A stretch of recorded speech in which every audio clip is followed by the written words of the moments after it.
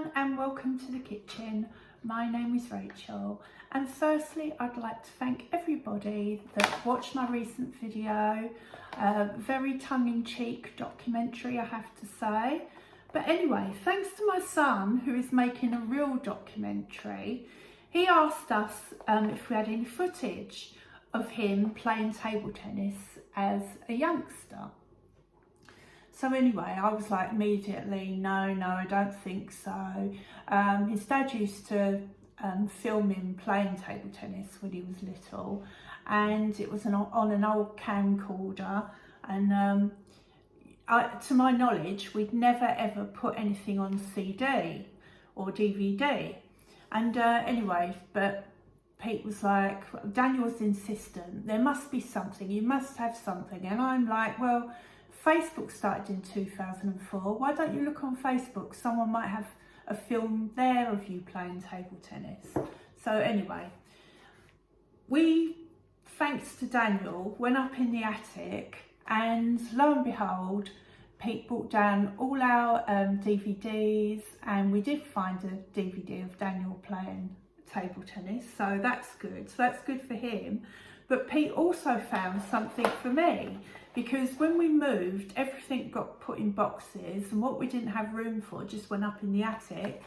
And anyway, he's found a load of Barbie doll clothes for me. So look, so I'm going to put these in a wash. What they were was I've collected, I've got the first one here.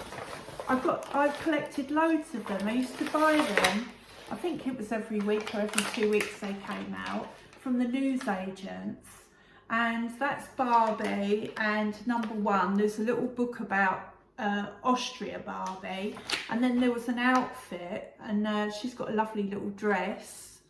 So we've also got Russia, and that's a nice outfit. And what's this one? Holland. So that little outfit there. And what's this one? Chile. I mean, I remember at the time, I know that I can see that they cost £5, £4.99. And I subscribed, and I used to go to the newsagents and pick them up. And I had loads and loads. I'm going to take them out of the package, and I've got my granddaughter on Saturday, so she'll have some new little outfits to play with her Barbie, because when you buy the outfits now in the shops for Barbie, there's nothing to them. There's like a tiny little scrap of material, hardly any, hardly anything to them, and quite rubbish. So these are really nice for her, she'll love that.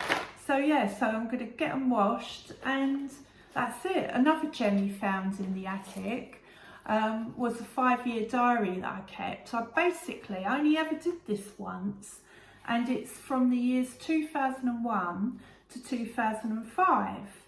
And so obviously, you know, over 20 years ago, and it's sort of like quite interesting to see what life was like back then. I mean, most of it is work, lots of details about what I bought when I went so and so, holidays. I found one entry where I broke my engagement ring, and that was my first engagement ring, because the stone had come out and I replaced it. So that was 2005. And then 2019, and there is a reason why I remember the date, but 2019, the stone came out of my second engagement ring.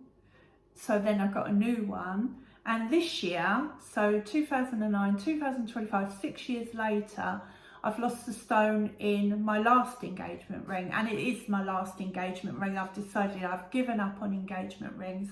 I must be too clumsy. I've never heard anyone lose the stone in their engagement ring, but I have. It's so weird. Like, I've come across the entry where we got our 2 cats. We rescued they were rescued by Cats Protection League, but then we adopted them. And just things like that. My little cat that I had called Socks, and I only had him for a year, and he passed away. He had a tumour. You know, yeah, just really strange things. And then seeing how we celebrated my son's birthday, how we celebrated our anniversaries, and one I was really surprised at, 16th wedding anniversary. And it says, tonight we went to that nightclub called Visions, didn't get in till 3 AM. I mean, my goodness, I'm amazed, because even when I was young, I didn't like clubs. I always liked pubs, but I never liked clubs. So I'm amazed that I went to a club and didn't get in till 3. Yeah, so yeah, that's quite surprising, actually. I mean, it must have been a good night, because I don't remember it. Yeah, so yeah, it's really strange, bit of social history. So I stopped the 5-year diary after that, and probably became too much of a commitment. But yeah, it's interesting, and now I wish that I'd kept it up, because it's nice to sort of look back and see how you celebrated your son's birthdays. And yeah, I mean, I know that my youngest son, his birthday was a school day, and I used to take him out. I didn't let him go, you know, he didn't go to school, and you got away with it when he was younger. But then I phoned up one day and I said, oh, I must have been talking to someone, and I said, oh, and he won't be in tomorrow because it's his birthday. And she said, well, I don't care if it's his birthday, he's still got to come to school, you know. So anyway, then he had to go to school, but then I'm pretty sure I used to phone up sick for him, and we'd go somewhere. I remember the poor lad one day, I took him to see, what was it called? Oh, what was it? Chicago. With who's in it? Richard Gere and Renée Zellweger and Catherine Zeta-Jones, I do believe. Yeah, poor little lad. But I think there was nothing on at the pictures because it wasn't like school holidays. And so I was like, yeah, let's go to see a film. Let's go and see Cabaret. You Chicago. like bless him. But we laugh about that now. We do talk about that. I'm just going to see if that's in this diary now. So this is the sort of exciting thing I did with Carl on his birthday. Daniel was lucky because his birthday's in the summer, and so usually we were on holiday or something, you know. But yeah, poor old Carl with his winter birthday. So this is 2001. Carl's 9th birthday, day off work, at home, and we went to Bexley Heath.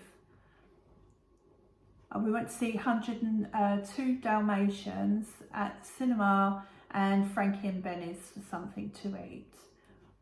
Wednesday, Carl's 10th birthday, so this is the following year, because obviously this is a 5-year diary. Had the day off with him. We bought him a bike as his main present.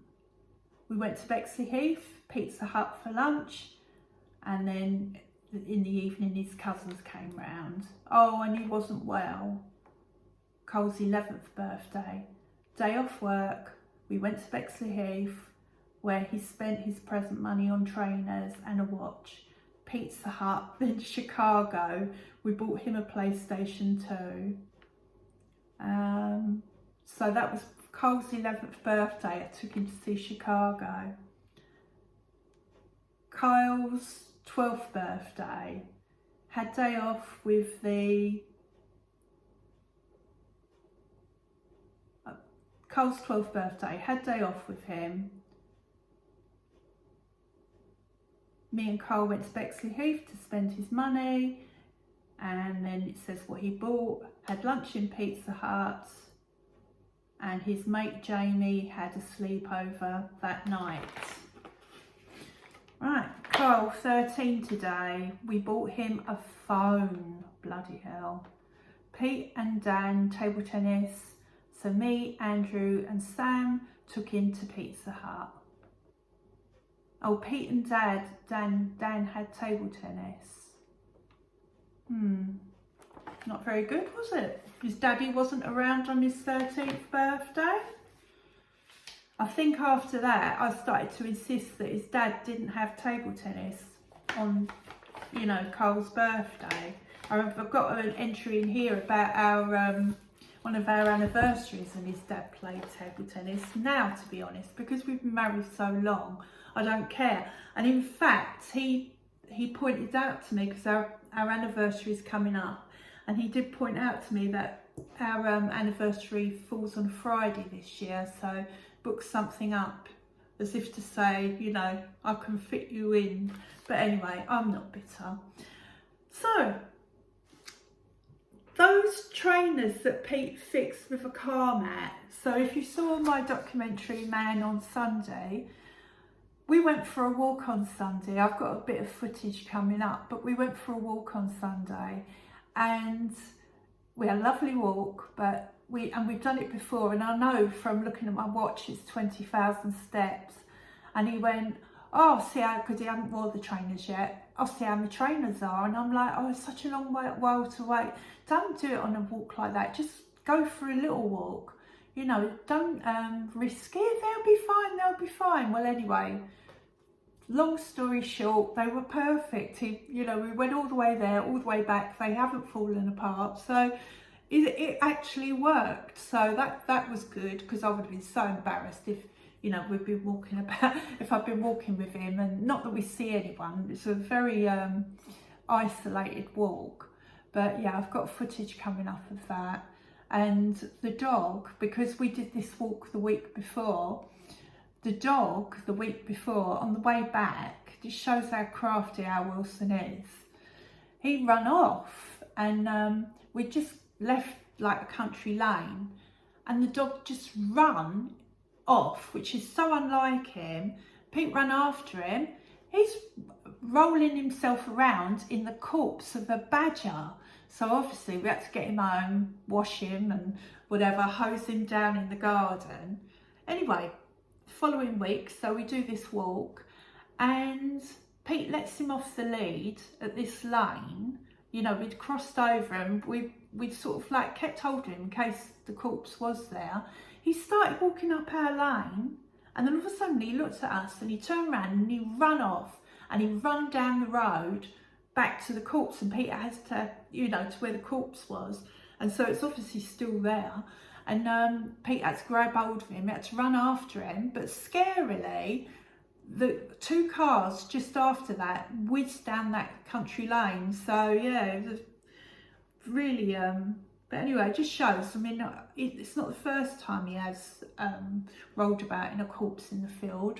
But, and I remember being absolutely horrified, and I told my friends, and they said apparently Labradors, they're well known for that. So yeah, he was literally, he must have sniffed it out, because he looked very excited on our way to the to this place, this destination. The destination, it's actually a small village, and called Oldbury, and they've just got one pub there, and that's about it, in a village shop. But the pub's really nice. So we went for a drink and had a little light lunch in there. But he remembered on the way back, that crafty dog escaped, yeah. And there was no, you know, we were calling him and he weren't coming back. That pull was too strong, so yes.